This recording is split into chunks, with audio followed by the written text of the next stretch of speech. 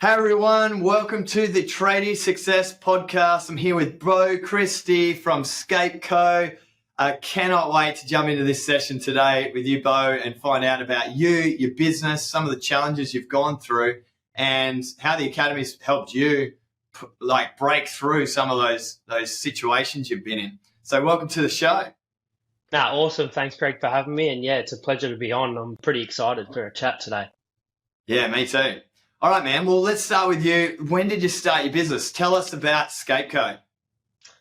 Scape Co pretty much started as soon as I qualified landscaping and finished my apprenticeship. So that was 6 years ago. I was subcontracting for a mate of mine probably for the first 6 months of that. And then from there, he just sort of gave me the nudge to sort of go and do it on my own because he said I had all the tools. So went and did it. And then, now we are 6 years later, getting into it. So, yeah. Wicked. So 6 years from is when you finished your apprenticeship, or? Yeah. So I started my apprenticeship in 2013, and then, made my way until about the end of 2017. And then 2018, started as a sole trader essentially and was subbing for the first 6 months. And then just went out on my own and haven't looked back. Yeah, man. Well, I'm really excited to walk through that journey of business ownership, being a sole trader, working as a subcontractor, and then working through some of those challenges. So when you started your business, what was that like? Like, how did you go about getting work? How did you get started? Well, I sort of got started. I just had a couple of my parents' friends that sort of reached out and said, hey, we need this done, like little odd jobs, stuff like that. And then it stemmed from there, sort of. I knew a couple of builders, so I started doing work for them as well. But yeah, it was pretty much just word of mouth. Luckily, just never ran out of work. But that also went with only me being on site, and I eventually got an apprentice, probably about a year in, I think. Wicked. And with the apprentice, did you find that was a positive thing at the start? Like you got some support, you were able to utilize those to help you, get on top of the cleanup and all of the jobs that you had to do? Yeah, I mean, my apprentice that I first signed on, he only recently just left, and he was awesome from the get-go. Like he just knew what he was doing. His head was screwed on. I didn't really have to teach him that much. He was actually really, really good, fresh out of school as well. Awesome. But yeah, he was really good, and probably, he was the reason why we got, bigger and bigger as the years went on. Awesome. And so what's your business look like now? So right now, I've just recently, since I joined the TSA, I hired an extra 2 qualified. So I've got myself, I've got 2 qualified boys, a 4th year apprentice and a 1st year apprentice. And then my wife has started doing the part-time admin role for me as well. What was holding you back from putting on tradespeople before that? Always just thought that the cost would outweigh, like the labour cost would outweigh, how much we're actually bringing in. It was, I had a team of 3 for a good chunk of, 3-4 years. And, work was steady. I never had to chase it. It was always, just there ready to go. And then I always was just too hesitant to put on more people because I just thought I couldn't afford it. But you soon learn that you can. Yeah. Isn't it interesting when you're growing your business, you reach this place of homeostasis? It's almost like you'll grow up into the capacity you've created, and then you will just sit there and you'll stay busy, and you'll go through these fluctuations like you always do with busy periods and quiet periods, but you don't actually grow over time. And like you said, you had the same size team. Yeah. Yeah. So, I mean, we were, pretty much the same size team for, 3-4 years. And I'd just be booked out for 6-7 months at a time. So I'm like, I don't really need to worry about chasing up that lead or, going and following up with, new clientele and all that sort of stuff and creating, new relationships. And then, so that was pretty much the reason I was comfortable. I think that's a good word for it. I was just comfortable. Just going to say, yeah. You just get comfortable. And if you do get comfortable, it's just the same as exercise really, isn't it? Like if you're comfortable, you stop exercising or you just do the same routine every week, you don't actually improve. You just flatline. Yeah. Cool. So what changed though? Like when you come into the academy, like what did you come into the academy for? Like what was the reason? So, I mean, I was always thinking about a business sort of coach last year. And then, yeah, like I said, my qualified, who I'd had from since day dot pretty much, decided that he sort of wanted to take a different path. And it sort of hit me pretty hard, and I didn't really take it too well. Like, I was struggling a fair bit. And then we started work sort of started January this year. And, it was just me and my two apprentices, and everything just sort of came crashing down. I had a pretty big bill that was overdue for about 7 months from a builder. So bills were topping up. Work was just getting too much. I sort of remember calling, it's probably 4 days in to work for the year. And I remember calling Beck, my wife, and just sort of, I was almost in tears, just like, I don't know if I can keep going anymore. Like, I've had enough. Like, it was pretty much time to throw in the towel. And then that's when I was like, took it upon myself and, called up TSA. And then they obviously sent me Ben Doran's, the air conditioning podcast. I listened to that. And then from there, I was just like, holy hell, like, this is exactly what I need. It's exactly what I need. Yeah. So that's so cool, man. So let's reflect on your situation there, though, because I see this all the time. Obviously, we work with thousands of trade business owners now, and this situation is a case of reactivity. So you get comfortable, and then instead of you like hiring someone and then it's quiet and you have to fill the gap, someone leaves. So you get churn, and churn is a big thing in a bigger company. Like say if you had 30 staff, like you're always going to have someone leaving every year. Whereas a sole trader or a smaller company, you might hold on to someone for 3 years, but then when that person leaves, then it's all of a sudden reactively trying to do the work that they were doing yourself. And for you, because we were comfortable and you were easily getting the work and there was no really reason to go and get extra work, or even, you were in a good position too, where you weren't working too hard and everything was sort of balanced and you worked out your schedule. And then someone leaves, and it just leaves you with this hole. And obviously, you get pulled straight back up onto the tools. So had he left, and he just left, and then you were doing the tools that he was doing?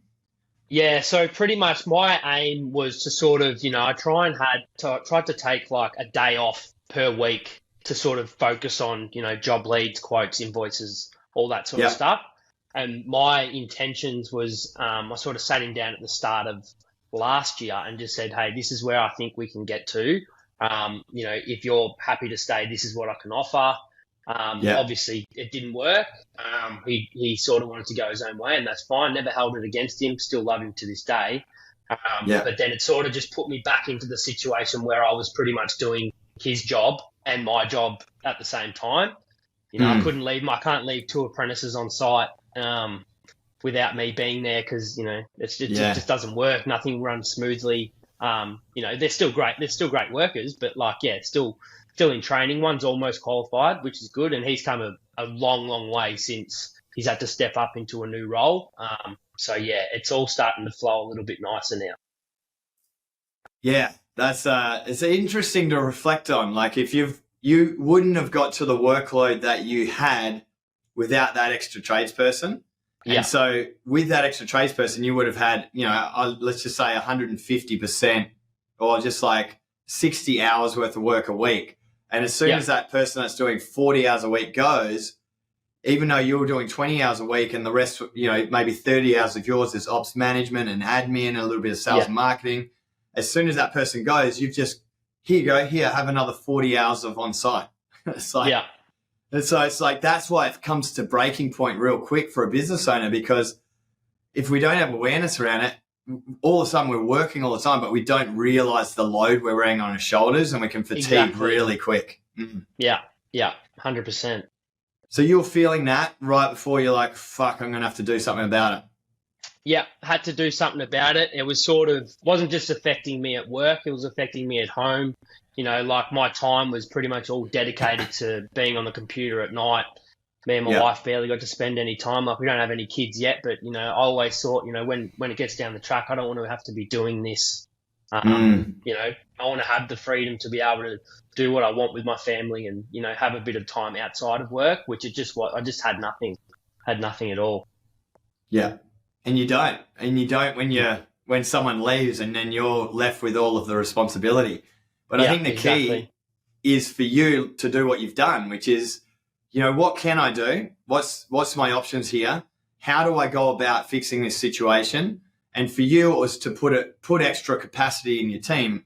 And you said, since starting at the academy, and what I love about your story is you've only been in the academy for 8 weeks. So it's, you've got a lot of results, a lot of awareness in just 8 weeks. Yeah.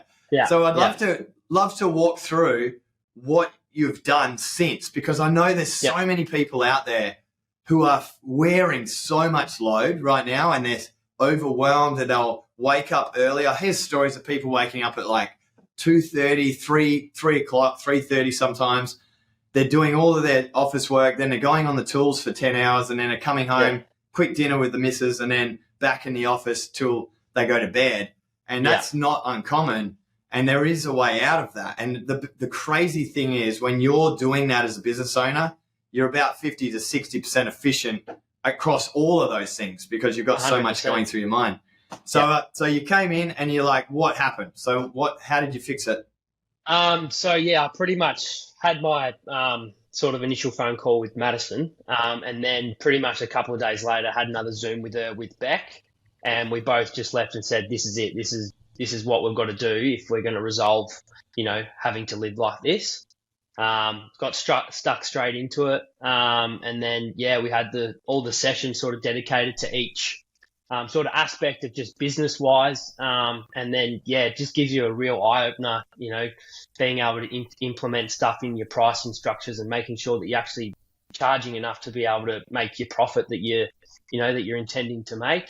And then even just the hiring sort of section that we went through, I went through that and like redid my hiring ad. And so even just from doing the implementations that they've said for that, I ended up, getting 2 qualified tradies out of it. And I've been trying for 7 months to get one. So I managed to get 2 in one. So that was probably the big one. The hiring bit, and then just like even like marketing, like all the sales and all that sort of stuff, just knowing how to post and how to draw customers in and just chasing up on your leads and all that sort of stuff. It's just all the small minute things that add up to be so beneficial for the business in itself, and it gave me a great insight into how to create this freedom for myself and become successful.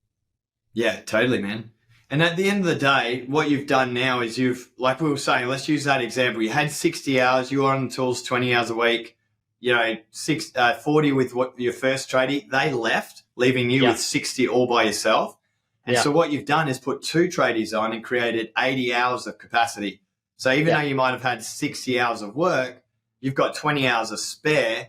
And then that's when you have the time now to get on top of all your quotes, do some sales and marketing. Like you said, you got time to do that. And that draws in the work to fill their capacity, leading to growth.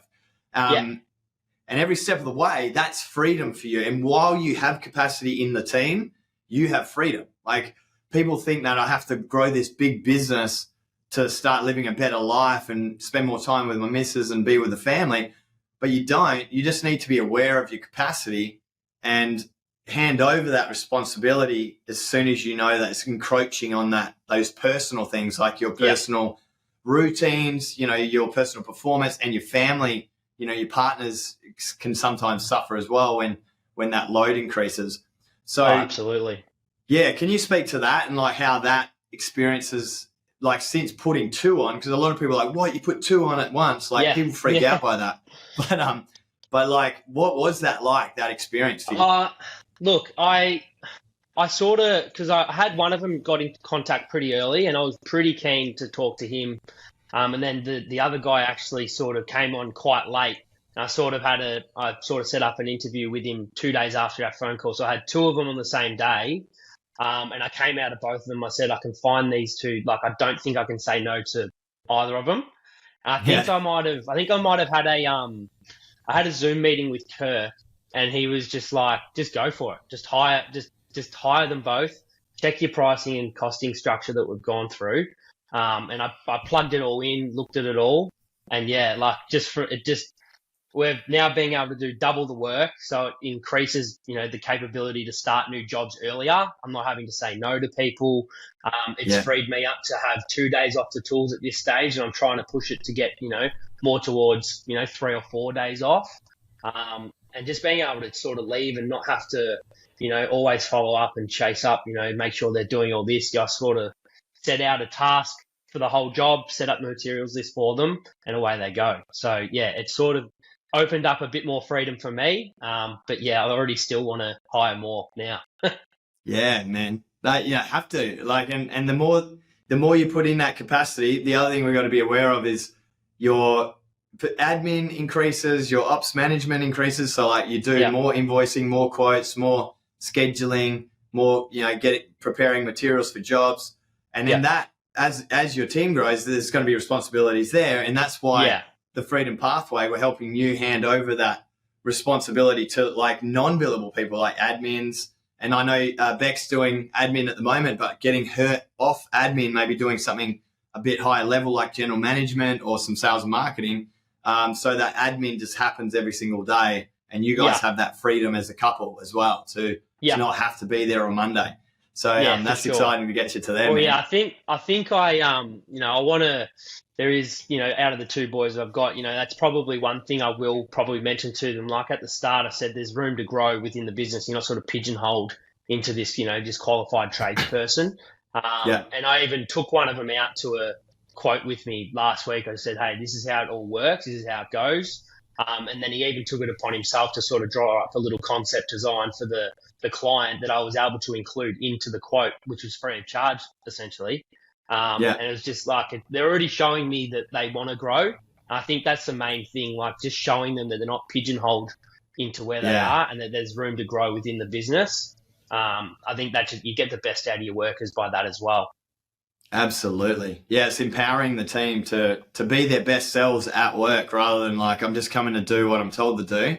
You've enabled them to see a future that they can have if they do the right things. Yeah, exactly. Cool, man. Awesome. Well, I'd love to talk a little bit about your industry, and congratulations so far on where you've got to with going through the ups and downs there. So much more to come, and I can't wait to see you go through that at the Academy. Yeah. But tell me about how you got into the industry, what you love about your industry, and some of the things you've learnt about running a business in your industry. So I'd love to go through those sort of topics. Yeah, so I wasn't great at school. I was intelligent, but I didn't like being hemmed into a classroom. I like to be outdoors. I like to be sort of, on my feet doing some stuff. So I tried a whole heap of different trades that my dad just goes, oh, my mate wants you to try this. So I did pretty much any trade you can think of. And then I was in the middle of, year 12, I think it was. And dad just goes, oh, you're not going to do it. Just here's one of my other mates, landscaper, have a go at it. And as soon as I started, I loved every minute of it. I just love how you can just do so many different things on so many different days. You're not just stuck doing the one thing, and then the pleasure you get out of actually seeing the finished product when it's all done from where you started, that gave me a good thrill. And that's why I sort of chose the landscaping industry in itself. Cool. And what would you say to some young people that are at high school right now, might be feeling the same way about your trade, to help them feel inspired about testing out the landscaping industry? Yeah, well, I mean, if you're an outdoors person, it's perfect for you. You've obviously got some rain days, but, that comes with it. But, yeah, I think if you just love not being stuck doing the same thing every day, like you do paving, retaining walls, you do softscaping, like planting out, turf, there's irrigation, there's a whole range of different things that you can do within the landscaping industry. And yeah, it's just the joy you get out of finishing a job and seeing what it is when you've finished and what you've created is so pleasing. And you get a good kick out of it. Man, I'm just as a customer of, through the experience of landscaping in my own home, what it went from to what it is after being landscaped is so rewarding, and you feel really proud of it as a customer. And, you pay for it, and it's exactly what you get. It's a great addition to the property. It increases the property's value. and it looks and feels better to live in the home when it's a fully landscaped home. Oh, absolutely. And like you can utilize so many areas within your yard that you probably don't even think you can. So you could have a small backyard and be able to utilize it to have, two or three, different spaces that you can enjoy throughout, all seasons of the year as well. So, yeah. That's awesome. Tell me about like the craziest landscaping job you've done. Craziest landscaping job we've done. Okay. What might have been the best like turnaround I think the best turnaround one is we sort of I got involved with a designer. So the plan was all done. Had one of the pool builders we now work for. He was installing the pool, and the concept was just awesome. It had like a fire pit area with like a custom concrete rendered bench seat for a fire pit area. Had an alfresco area with an inbuilt concrete bench top for his pizza oven and all that sort of stuff on a decking area. And then he obviously had the pool area. And the satisfaction that we all got out of that job when it was completed was unreal. That was probably the best job I've done so far. Yeah. That's awesome. Yeah. And what did it look like before you started? It actually wasn't too bad. Like, it was a pretty recent build. I reckon it was only built within the last sort of 8 years, but it was sort of just, fake turf. And then the rest was just all concrete. So it was usable space, but it wasn't utilised to the way that it could have. Big demo, pool installed, and then, ended up creating a really, really good space for the clients. And, they were a young family, so they were stoked. Cool. So you designed it around what they needed, which is really cool. Yeah. Awesome. And so when you got into your business, so what did you think business would be like? And then what was the reality? I'd love to talk through that in the landscaping industry. Well, my mum has owned a hairdressing business for sort of, 20, 30 years. And I sort of just asked her how I do things. And like, these things are so small that she was telling me about. And then so I was like, it can't be that hard. And you sort of get your first couple of pays from a job and you're like, this is easy. This is so easy. And then obviously all the, your BAS and, all the taxes you got to pay for your workers and just all that overhead stuff that you don't think about comes crashing down. And then that's when you're just like, oh boy. So, I got my accountant and bookkeeper pretty much straight away. But even then, like, it's so many just different things that you don't think about that creep up on you, and you just, it leaves you sort of in the dark a fair bit. And then, I didn't really know who else to turn to. I sort of just went along as I, did it as I went. And got a bit flustered a few times. Yeah, man. It's interesting because as business owners, we don't realize the amount of liabilities that are building up in the background. So there's, like you said, there's the company tax, there's the BAS, GST, and your tax withholdings for your staff. And you don't have to pay those straight away. So just your bank account starts growing and growing and growing. And you're like, shit, it's easy. So much money. So much money until like just within a week, you're going from like cream and I think you're rolling in it, and then it's like $400 in the drops. bank. And you're like, yeah, totally understand that. Cool. And then so once you do understand a few rounds of that and you start getting your BAS, and you're like, all right, I've got to start preparing for that.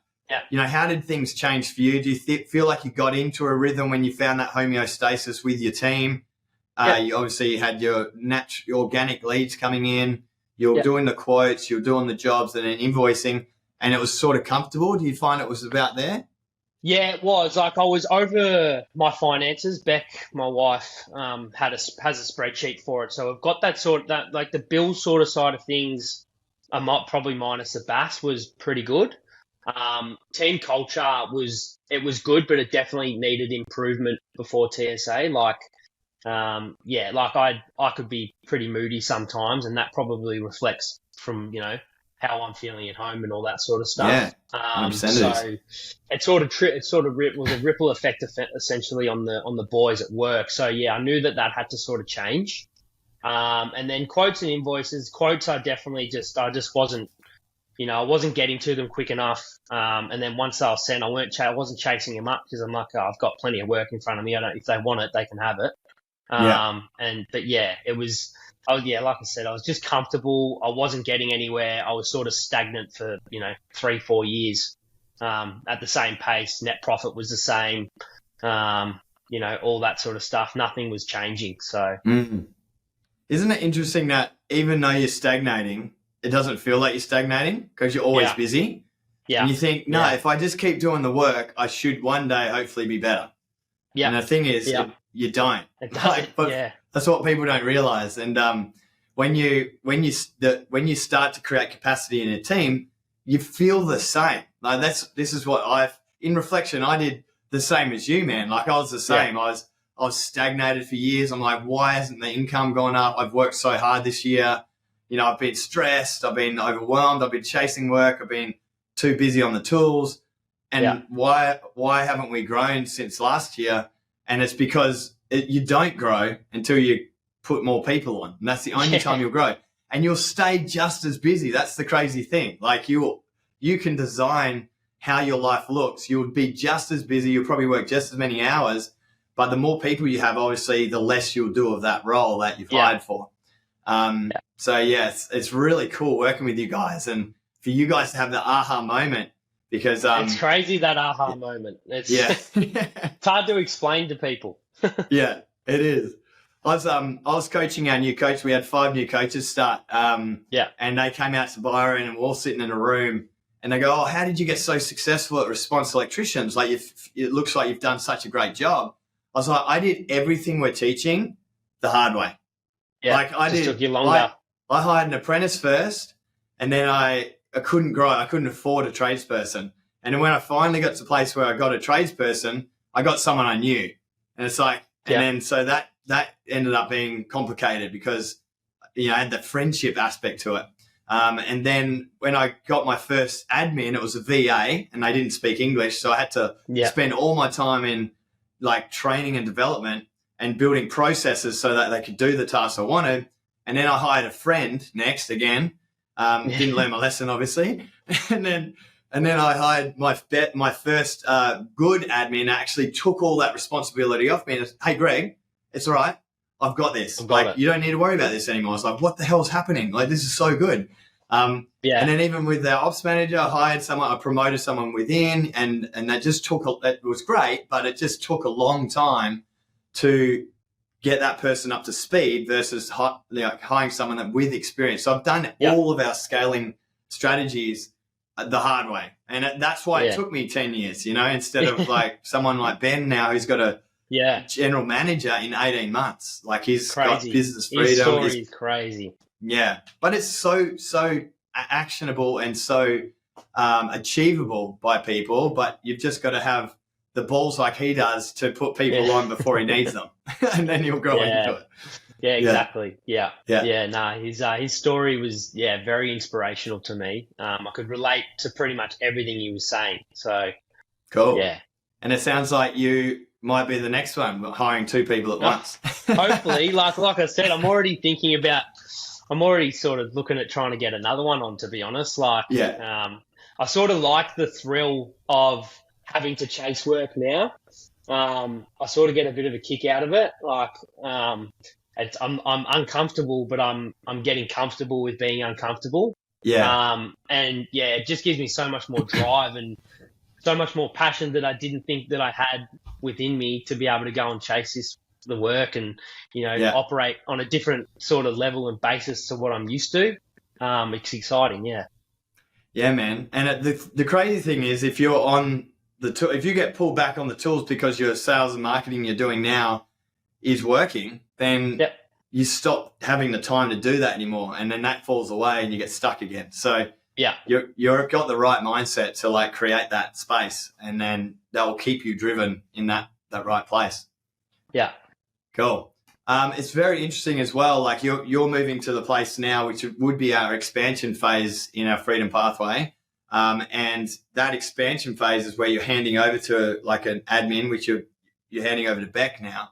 And then it would be like systemizing that and actually giving that to a full-time experienced admin to like Yep. take that, and then she can move into help you in the sales and marketing space. I've seen a lot of business owners like yourself have the partner doing all of the initial phone calls, introducing the company, and then setting up meetings for you, and then you go out, and then you can really streamline those principles that help you move forward and upward. Absolutely.